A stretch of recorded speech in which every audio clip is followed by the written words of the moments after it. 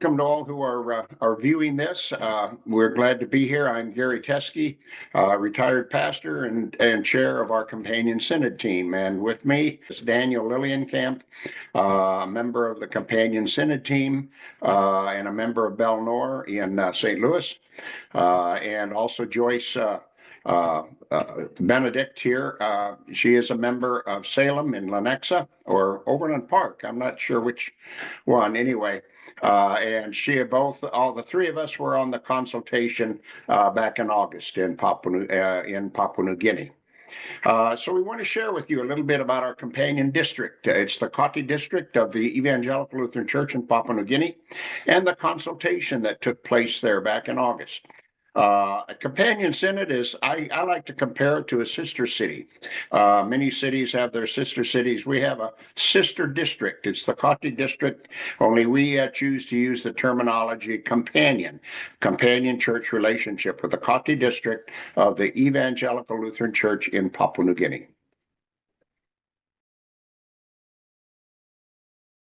What is a companion synod? What are the companion synods of the Central State Synod? What is a consultation? How did this actually work?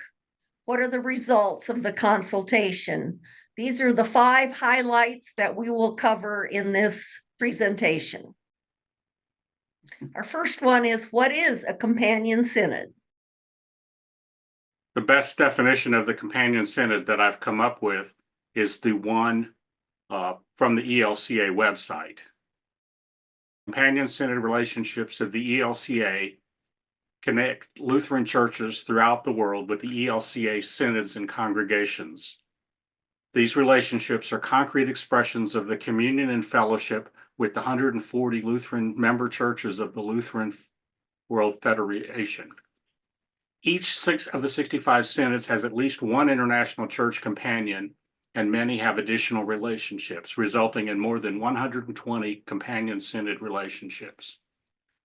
These relationships are rooted in accompaniment, which promotes the values of mutuality, inclusivity, vulnerability, empowerment, and sustainability. Through the program, companion churches and the ELCA synods nurture and strengthen one another for life and ministry through prayer, study, communication, exchange of visitors, and sharing resources. What are the companion synods of the Central States Synod? Central State Synod has 2 companion churches or synods. One is the Synod of the Urals, Siberia, and the Far East, in essence, all of Asia and Russia, stretching from the Ural Mountains on the west, which is, of course, the boundary between Europe and Asia, and all the way to the Pacific Ocean on the east, spanning 7 time zones. By comparison, the U.S. From west to east has only 5 time zones, and that includes Hawaii and the Aleutian Islands. The other companion synod is the one that we are going to be focusing on, is the Kati district of the Evangelical Lutheran Church in Papua New Guinea.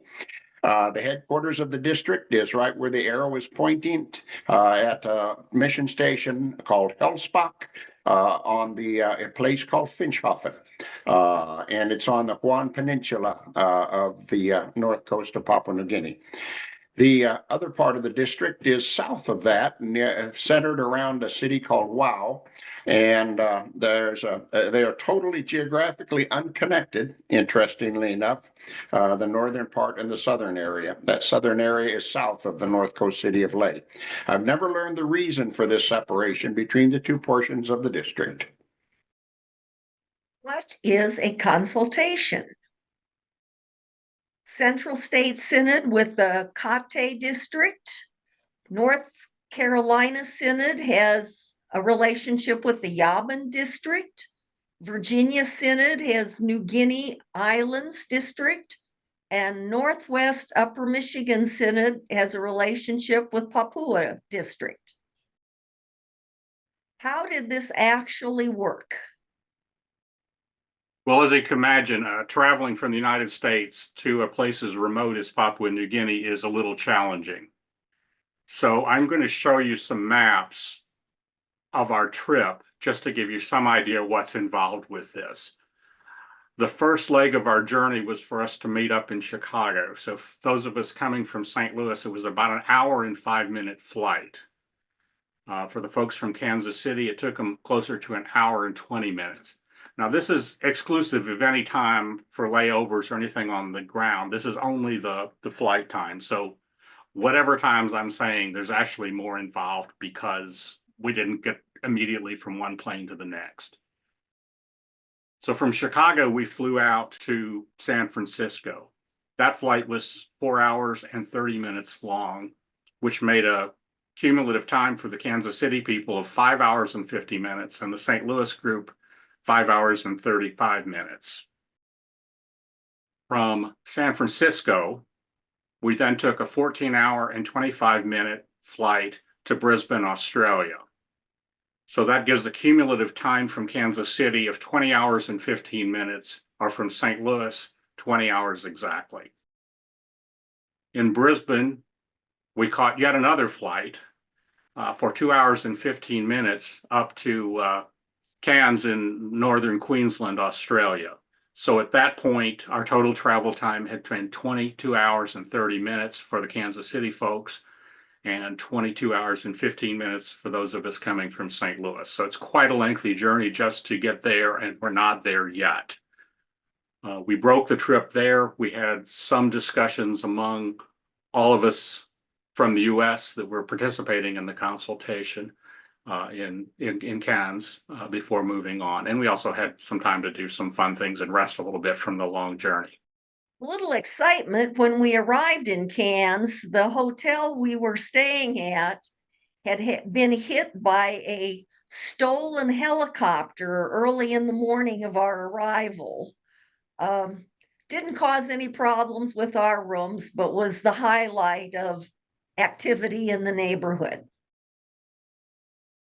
Consultation, as Joyce mentioned, involved delegates from 4 of the synods of the ELCA who have companion synod ties with districts of the Lutheran Church in Papua New Guinea. Of course, there were also delegates at the consultation from those companion districts, and also representation from both the National Church Office of the ELCA and also from ELC PNG, or the Lutheran Church in Papua New Guinea. Here are the 16 individuals from the ELCA during their stopover in Cairns, Australia. We'll be introducing them more fully later on in the presentation. The stopover in Cairns, as Dan mentioned, was to give a break from spending nearly 30 hours of continuous travel, either in the air or going through airports, and to prepare, do a bit of pre-preparation for the consultation. Cairns is an absolutely beautiful spot on the northeastern Australian coast with the Great Barrier Reef just offshore and the Coral Sea just between it and Papua New Guinea. So after our brief rest, we boarded another airplane, this one for the hour and 30 minutes from Cairns up to Port Moresby in the capital city of Papua New Guinea. So at this point, after that trip, we were 24 hours of flight time in if you were from Kansas City, or 23 hours and 45 minutes if you were coming from St. Louis. After clearing customs there, we boarded yet another plane and flew from Port Moresby up to the city of Lae. Now, the city of Lae's airport is outside of town, about an hour's drive, which is why the line is showing us moving to the west.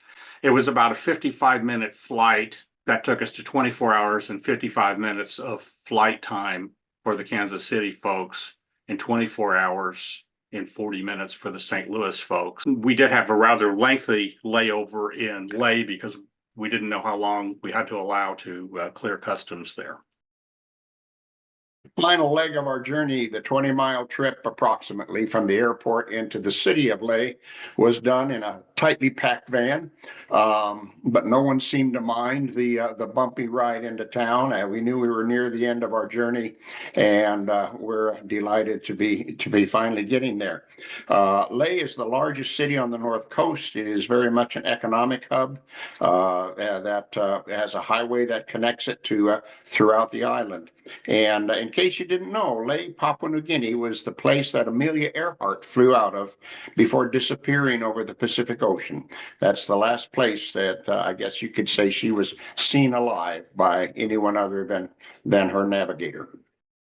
When we got to Leh, we stayed at the Juan Gulf Hotel. It was a very nice accommodation. It kind of reminded me of an old Florida beach motel, except it didn't have a beach, but it had a nice pool, nice rooms. It was a very comfortable place for us to stay. Accompaniment model is based on several principles or ways of walking together. One of them is mutuality. Our companion-centered relationship is predicated on give and take. It's not like we're the big sister and they're the little sister, and so we're always doing for them. But it's not just us giving to and doing for our sister church, our companion church, but it is mutual. It is also receiving from and having them do for us. That's the principle of mutuality. Principle of inclusivity is that we reach out to all. We break down barriers. We invite strangers into our community and into discussions about how we can walk alongside each other to spread the gospel of Jesus Christ. Vulnerability is kind of a two-way street. We've got to be able to be honest with them and tell them our truths and what we can do and what we can't do. And they've got to tell us what's going on with them as well. We've got to be mutually vulnerable and mutually honest and develop a real relationship and a real friendship with our partners. The principle of empowerment is that we affirm each other's strengths and passions, and again, walk alongside each other to share God's good news. Sustainability. I thought maybe the best way to explain that is to give an example. A number of years ago, when visiting Finchhofen, we discovered that a logging company that had gone out of business had presented the station with a great big, large diesel generator for them to use for their power. The only problem was the people there couldn't afford the fuel for the generator, so it was just sitting there as a big piece of metal. So the concern is that we strive to work in ways, provide assistance in ways that can be sustained by our companion Christians in Papua New Guinea with resources that they have access to. And here is Pastor Andrew Ronovic. He recently arrived with his wife and 2 children. He is teaching at Martin Luther Seminary. That's kind of the flagship seminary in Leh, Papua New Guinea. It's the only English language seminary, although I think the others are moving toward instruction in English as well. He took part in the consultation, and so it was also very, very helpful. So one of the things we did during the consultation is try to develop a timeline of what actually we'd done with our partners over the period of time since the 1990s when these relationships were first started. And we did that with posted sheets on a paper so that we could move them around and get the times right. Let's have a close-up look at that just to get the idea of some of the things we did. We had a member from the Kate district came visit us in the 1990s. Again, in the late 90s, someone came. In 1997, our first bishop, Bishop Maas, and others visited the district for a conference, participated in evangelicalism training in Hellsbach. We had a consultation in 2001. In 2008, members of the Kate district visited the Central State Synod at the Synod Assembly. If you were there then, you might remember them. Our Farmer Overseas Partner Coordinator from the Kate District, Walter, visited the Synod Assembly in 2012. We did a stewardship program with them in Papua New Guinea in 2013. 2014, we did computer training with them. We continued that in 2016, and we also brought some youth over with us on that trip to expose them to the people in the place. We developed a Facebook page for them. We participated in a Camp Consular program in 2016, and in 2016, the bishop, Jack Urame, came and visited several of our congregations in the Synod. We did a Sunday school project beginning in 2019 because of the consultation in 2019, and the day is 2024. We've gone back with another consultation to regroup and figure out what we needed to do now that we've passed through the period of the global pandemic. Yeah, this is a picture of the entire group, the delegations from the United States, 4 synods, and from the Papua New Guinea, the ELC PNG, Evangelical Lutheran Church Papua New Guinea, the 4 districts, including national participants. There's Jack Urame, he's the bishop of the Lutheran Church in Papua New Guinea there. So then we have Kinim Siloe. He is the overseas partnership coordinator for the national church, but also assists all of us with our district synod to district relationships. Also, Kevin Jacobson, he was the representative from the Office of Service and Justice who was with us, who handles our overseas, the global partnerships. Finally, Franklin Ishida is the project coordinator, I think they call him, for all of Southeast Asia. He's the one who travels a great deal to Papua New Guinea and but also to Malaysia, Singapore, many other places that we relate to where there are churches, Indonesian. This is the group in front of the building where we had our meetings. And this is our little group, our 4 of us. As mentioned, we have Pastor Amy Appel, who is an assistant to the bishop, Pastor Elena Waraga, who is the president of the Koti district. And then we have Irok Ogapinuak, who is the secretary for the Koti district. And Joyce Benedict, as I said before, a member of Salem there in Lenexa. Kathy Paul, she is the head of women's work on the national scene, but also especially for the district. And then we have Daniel Lillienkamp, mentioned him, a member of Bel Nor in the St. Louis area. And then we have Bernard Zemming, who I believe he's just, not just, but is a student at the seminary. And he participated on behalf of the Koti district, and then myself, of course. Just to mention, Amy Appel became ill and was unable to make the trip out to Finchhofen with us. That will explain her absence in some of the pictures that are to come. This is an example of one of their markets. The ladies over there wore beautiful colored clothing. They look like dresses, but most of them are called Mary blouses, but they're very comfortable, again, very colorful, and this is one of their prime means of livelihood in the area. Here's a second view of the market. Again, just, very colorful, individual stalls. A lot of fun to go shopping, which we did on some of our free time.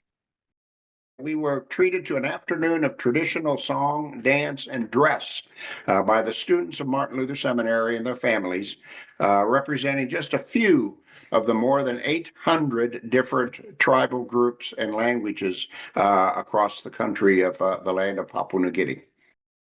There I happened to end up with some of my, what we would say in Pidgin, wontoks. It was a term for, these are a group of dancers from the highlands, from the Enga province, where I worked back in the 70s and early 80s as a missionary. Most of these, if not all of these, were probably not even born yet when I left their region of Papua New Guinea. Here's another example of the unique and artistic headdresses worn by one of the many different tribal groups, as I said, in Papua New Guinea. There's a picture book about Papua New Guinea, which covers a lot of the individual art, and its title is Man as Art. The Papua New Guineans focus a great deal of their artistic on themselves, on their body decoration with bird of paradise feathers and things like that, almost more so than they do in other ways. They're very, very colorful and very creative. Here we see those Highlanders I was talking about, the young people. They do almost a type of marching. It's we would call it dance, and as they march and they have singing in their traditional language, and it's again very colorful and very fascinating to see.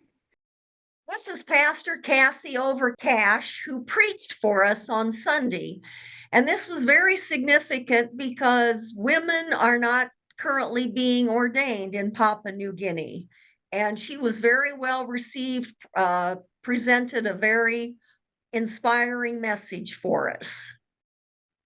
These are the 6 female pastors that were part of our 16-person delegation to this consultation. From left to right, we've got Pastor Kelly Byers from Virginia, and she is an assistant to the bishop in Virginia. Emily Hankins, who is pastor in North Carolina. Amy Appel, who was part of our delegation from Central State Synod. Pastor Julie Thornson from North Carolina.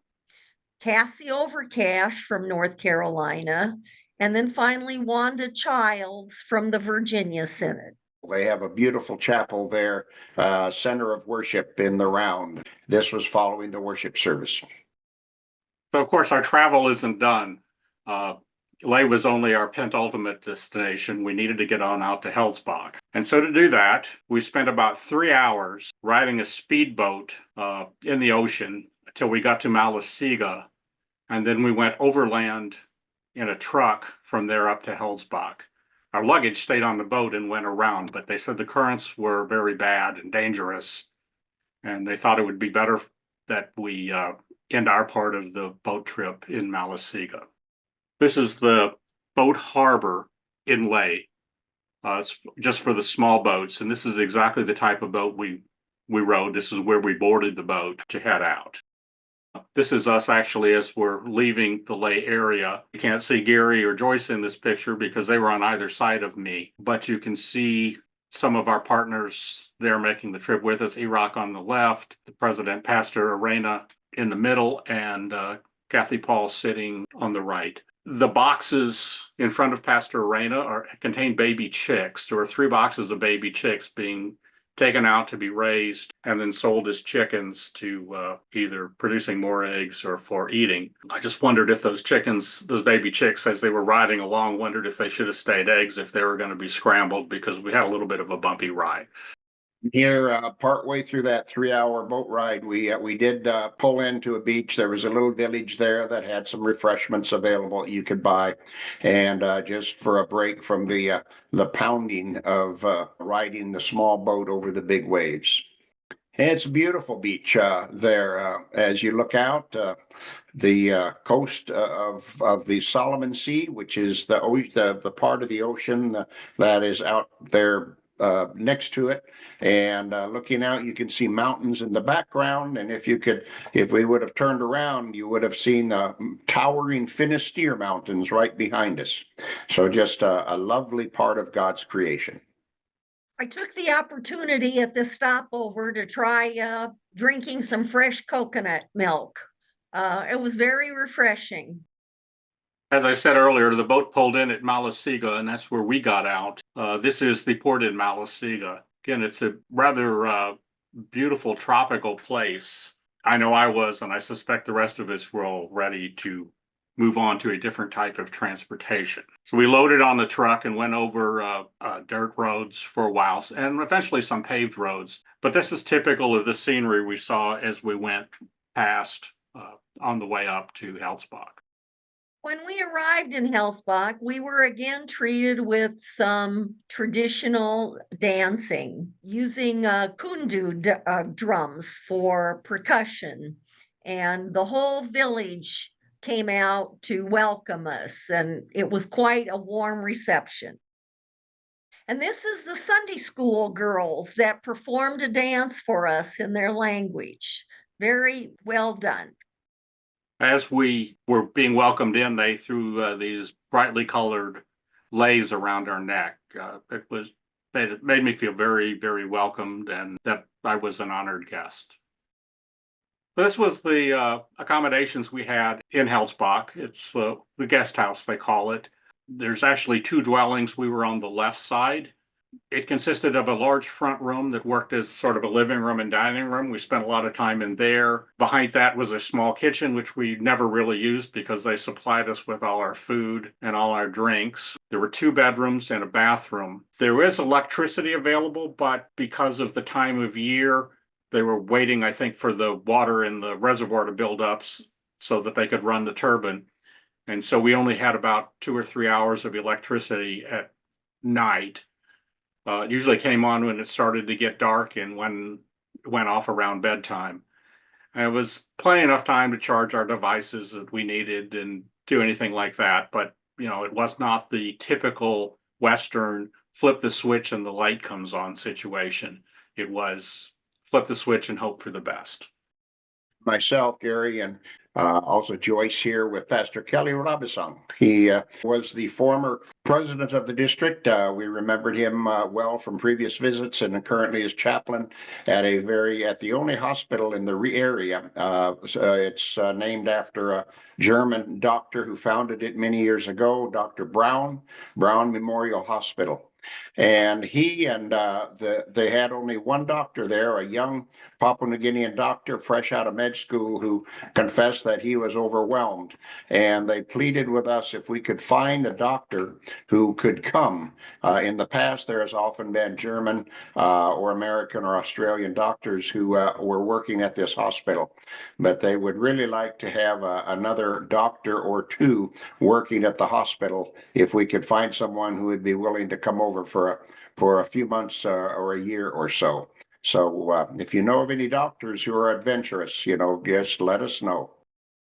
And then we visited a seminary in that region. It's called Senior Fleral Seminary, named after Senior Fleral, who began the mission work in this area in 1886. This is the chapel where the local congregation and the students gather for worship.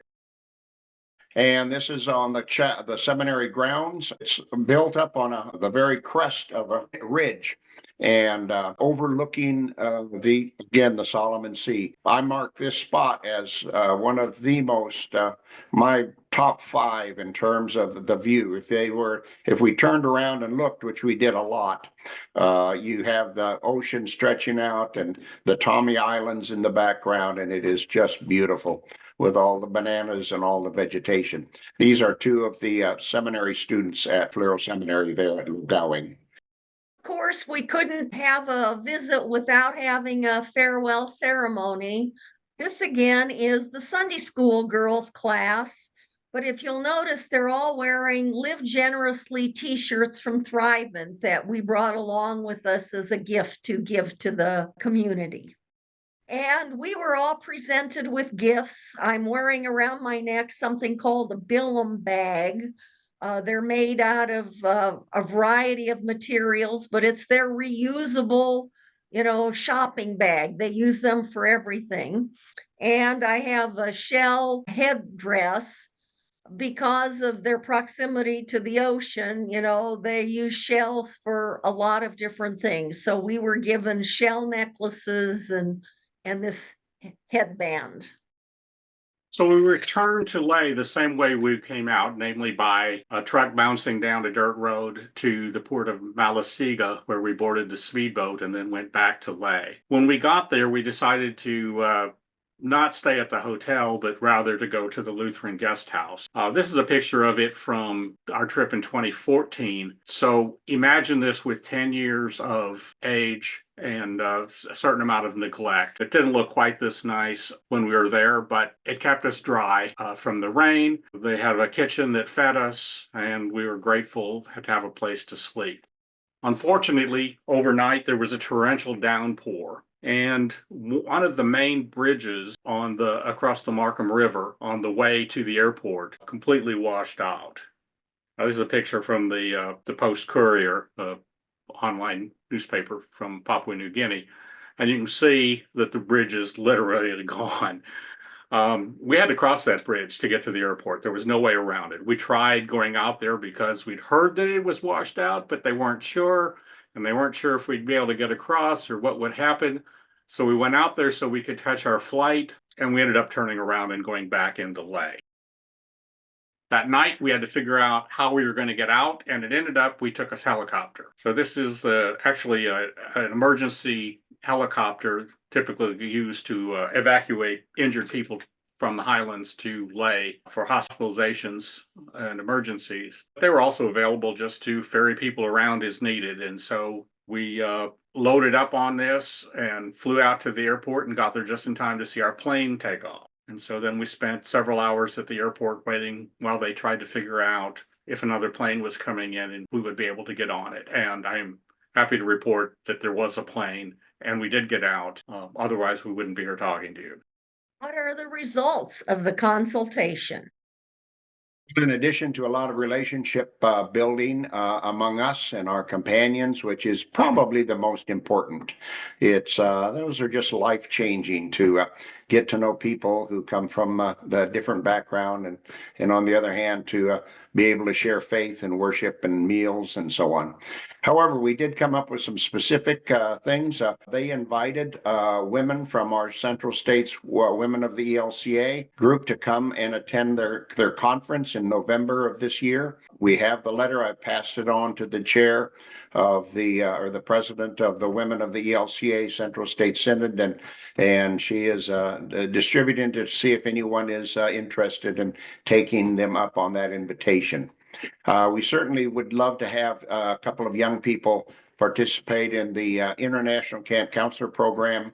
That's run through the camping division of ELCA, but we'd like to have a couple come, as has happened in the past. So far, we don't have anyone identified on that, but all of that was suspended, of course, during COVID, and so it's kind of being reorganized and up and going again. We decided we wanted to attempt to establish digital pen pal relationships between young people of our synod and of the Cottey district, working on that.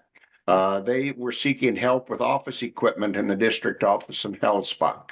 That's kind of on hold. I think we're not quite sure what is needed there. They have a training program. Many of their congregations are led by lay leaders called evangelists, and so they had questions about reviving and strengthening the training program, if there's some ways that we could help them with that. And then the leadership of the Cottey District will provide devotional texts for the used by the Central State Synod. And they did that during the Epiphany season. That's been going out with our weekly Synod-provided e-newsletter. So if you can get that, get to ask your pastor or whoever gets that to share that with you. And 3 of them at least were written by members of the Cottey District. And a couple of them have, I think, some very kind of cute but very profound stories accompanying them. And then assistance from the Cottey District in translating some hymns from Tok Pisin to English.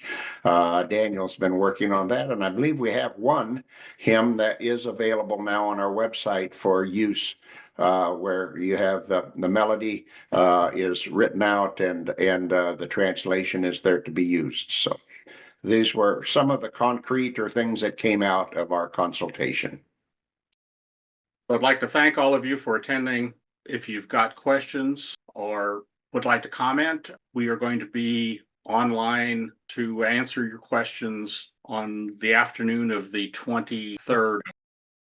The Sunday, by decision, the resolution of the Synod Assembly decided to designate that Sunday as our Sunday to remember, lift up, and pray for our companion churches in Papua New Guinea. Yes, God's blessings, and again, as Dan said, thank you so much for your attention to this. We hope it was informative.